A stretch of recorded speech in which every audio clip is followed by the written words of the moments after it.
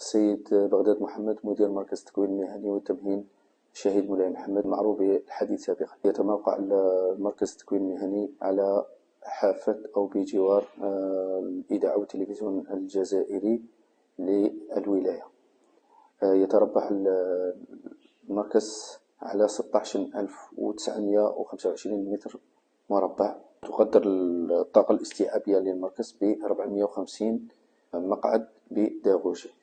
يحتوي على مجموعة من الهياكل إدارية وبيداغوجية. بالنسبة للإدارة فمكتب الاستقبال، مصلحة التكوين عن طريق التمهيد، مصلحة التكوين الحضوري، مصلحة الحراسة العامة، المطعم. يعرف المركز على مستوى الولاية بتخصصاته الثقيلة، منها الخراطة، تلحيم الأنابيب، النطالة، صبغ الهياكل، كهرباء معماري، كهرباء السيارات، ميكانيك، إلى آخره من التخصصات الثقيلة.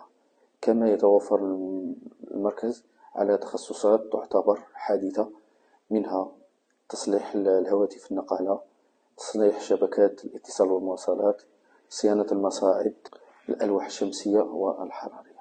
أعيد كل أبنائنا الذين يريدون الالتحاق بالمركز وتتوفر فيهم الشروط أنهم سيجدون آذانا صاغية وأيادي ممدودة، وبالإضافة إلى ذلك طواقم بيداغوجية على أعلى مستوى لمرافقتهم خلال تكوينهم على مستوى المركز. ولذلك فنرحب بكم، مرحبا بكم.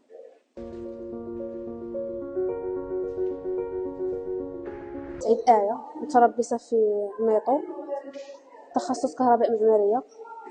مدة التخصص 12 شهر، أنا خادمة من فيفري وأنا في 5 شهور.